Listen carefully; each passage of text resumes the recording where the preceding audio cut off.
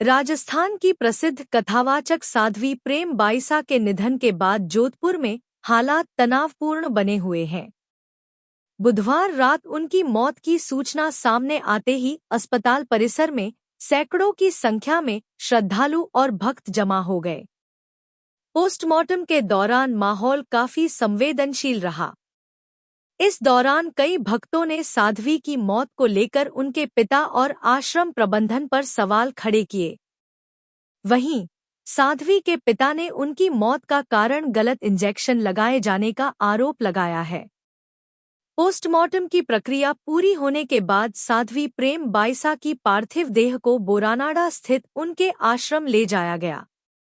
एक भक्त रुद्र प्रताप सिंह ने बताया कि बुधवार रात करीब 9 बजे वह आरती नगर स्थित आश्रम पहुंचे थे। उस समय साध्वी के पिता बॉडी को लेकर बाहर खड़े थे और शव को आश्रम के अंदर ले जाने से मना कर रहे थे। उन्होंने यह भी आरोप लगाया कि साध्वी का मोबाइल फोन पुलिस को देने से इनकार किया गया। हालांकि बाद में एसीपी छवि शर्मा ने मोबाइल को अपने कब्जे में ले लिया। रुद्र प्रताप सिंह के अनुसार जब बॉडी को पोस्टमार्टम के लिए मॉर्चुरी ले जाने की तैयारी की गई तो साध्वी के पिता निजी वाहन से उतरकर भागने की कोशिश करने लगे।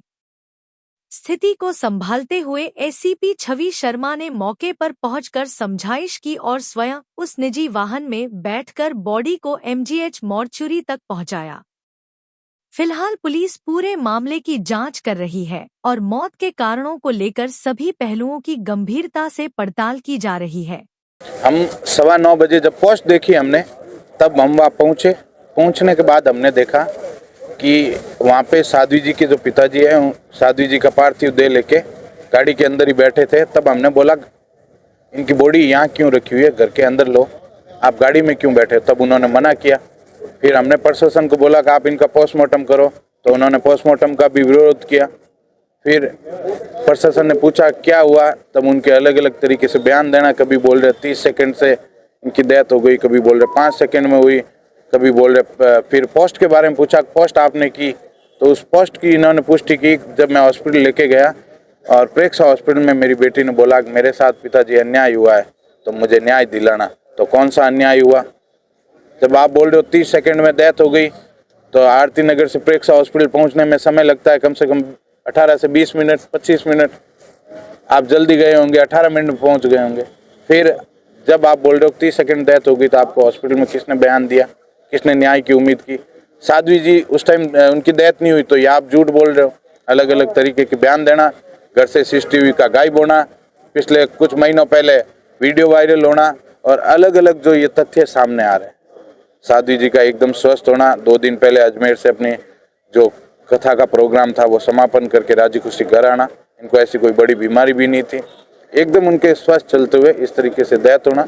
और साध्वी जी के माता जी की भी थोड़े समय पहले उनकी भी एकदम अचानक से सडनली डेथ होना। वीडियो वायरल होने के बाद जिस मकान में ये किराए पे रहते थे, जिस मकान का वीडियो था, उस मकान मालिक का अचानक से दुनिया छोड़ के जाना। ठीक है, आत्महत्या की थी उसने, अपनी जीवन लीला समाप्त की थी।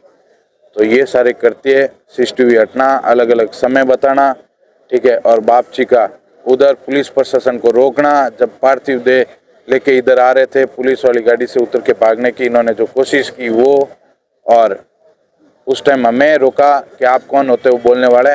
जब हमने न्याय की और पोस्टमार्टम की डिमांड की, तो हमें रोका कि आप कौन होते बोलने वाले, मेरे जैसा मन आएगा वैसे मैं करूँगा। तो जब तक मैंने बोला साध्वी जी जिंदा थे, आपके थे, मरणोपरांत वो हमारे सबके हैं, हम सभी भगवान प्रेमियों के हैं। हम ये चाहते हैं कि उनको न्याय मिलना चाहिए, हमने न्याय की मांग की है। तो उनका पोस्टमार्टम हो, तब इन्होंने रोका, बहुत सारे वेदांत डाले और फिर अलग अलग एलिगेशन लगाना लोगों पे, फ़ोन का भी बोलना। तो इनका फ़ोन है जो छवि शर्मा जी है, उनके नेतृत्व में उनका पार्थिव देह यहाँ लाया गया था। इनके पास 3 फ़ोन थे। एक छवि शर्मा जी का फ़ोन, वो साध्वी जी का फ़ोन था। वो फ़ोन इन्होंने पहले स्टाफ के पास था, फिर अपने पास ले लिया 9 सवा 9 बजे पोस्ट करवाने के बाद। फ़ोन अपने पास लेना, फ़ोन में से डिलीट करने की कोशिश करना, और अपना फ़ोन पुलिस प्रशासन को साध्वी जी का फ़ोन नहीं देना, उसके लिए आधा घंटा बहस चली, जिसमें छवि शर्मा जी ने अथक प्रयास करके वो फ़ोन और पार्थिव देह यहाँ अस्पताल लेके आए। ये सारी चीज़ें देखते हुए कहीं ना कहीं हमें ये लग रहा है कि ये नेचुरल डेथ नहीं हो सकती। ऐसे पिछली चीज़ों को आप ऑब्जर्व करोगे, प्रशासनिक अधिकारी भजन लाल शर्मा और राजस्थान का डीजी इस मामले को संज्ञान में ले, फास्टैग में लेके इसकी निष्पक्ष जांच करें। यदि ऐसा नहीं होता है तो आज हम सैकड़ों की तादाद में, कल और ज़्यादा हजारों की तादाद में इकट्ठा हो जाएंगे। जब तक न्याय नहीं मिलेगा हम रुकेंगे नहीं। एक भगवाधारी बहन की हत्या हुई है तो उसके लिए हम न्याय लेके उठेंगे, बिना न्याय के हम जाने वाले नहीं हैं।